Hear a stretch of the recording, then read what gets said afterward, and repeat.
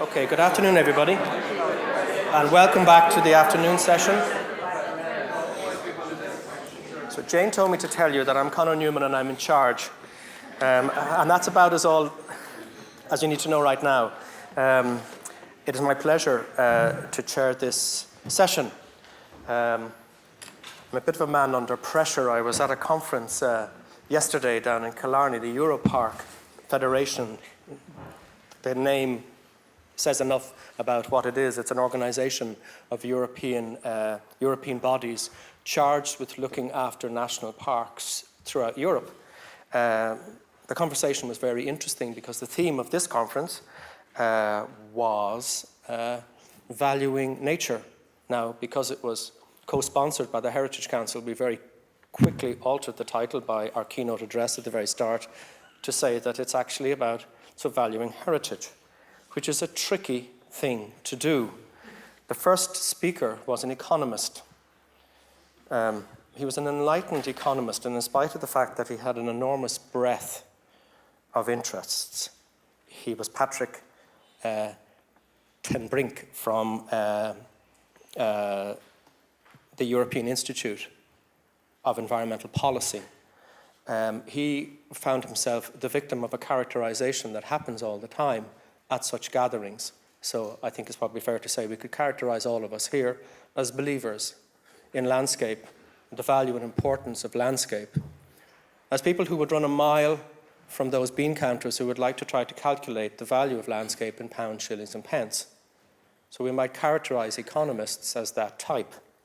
And poor old Patrick fell victim of that in spite of the fact that his entire paper was about the fact that economics is much broader than just monetary value.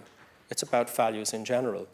And the core theme of his paper was that monetary values are not ultimately appropriate to understanding all of the values attaching to landscape, all of the good that all of us invest into landscapes and draw out from landscapes. And the concept of value attaching to landscape is one that I think permeates this afternoon's session, in fact, the entire symposium.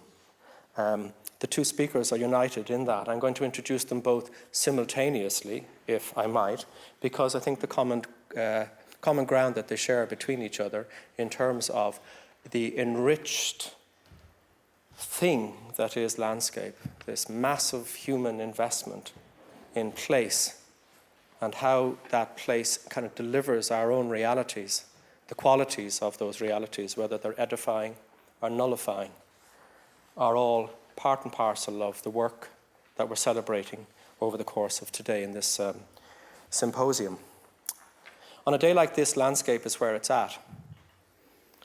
And it might sound very cheesy to repeat that more slowly and say, landscape is where it is at. Landscape is the at that we create from the it. It's where the at is the tongue in the bell of it, the noise made by the Berkeleyan tree as it falls in the park. Landscape is what we bring into the equation. And our second speaker, John Elder, who, according to the websites I Googled earlier on this afternoon, trying to find out a little bit more about you than was written in the book that was launched so successfully the other day, describe your interest in nature poetry. And I'm sure you'll be familiar with the work of Mary Oliver, she's a fantastic and Pulitzer-winning poet from the United States. And I'm going to, if I might, just quote an excerpt from one of her poems written in 2011 called October, which we're on the cusp of right now. And she's meditating on the world, if you like, from a phenomenological point of view, peeling back from that and going back to the world proper. And what is the world without us? And she wants to find reassurance in that. And the very last stanza in her poem is as follows.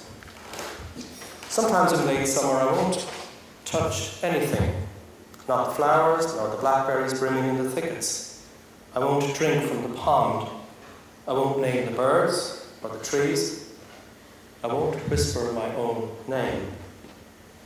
One morning, the fox came down the hill, glittering and confident, and didn't see me. And I thought, so this is the world. I'm not in it. It is beautiful. In that very simple and carefully chosen phrase, this is the world and I'm not in it, I think she captures this notion of almost the ethereal association that we have with the world, the ethereal attachments that we have with it. And both of our speakers explore this and meditate on it. Nessa Cronin needs no introduction here. She's a lecturer in Irish Studies, an old friend and colleague. Where are you, Nessa? You're hiding there behind me. She's handed me some notes, the most important thing in it, with a big exclamation. In fact, there's actually 2 exclamation marks after it. I would add a third. She's starting a sabbatical. Hallelujah.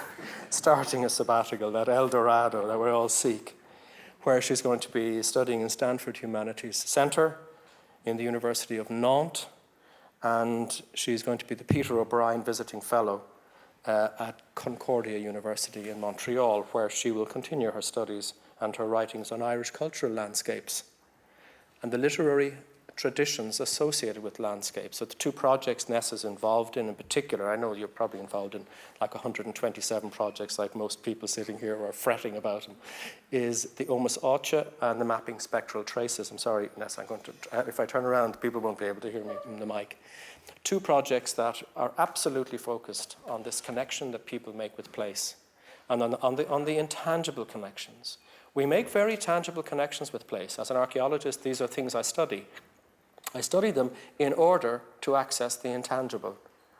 The lecture I ran from a few moments ago was on cosmogony.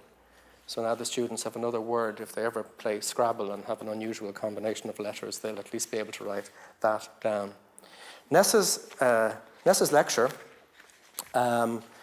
is entitled, if I'm reading it correctly, Interpreting Island Space, Gender, Science and Empire in the Life and Work of Maud Jane Delap, who was on Valentia Island, 1866 to 1953.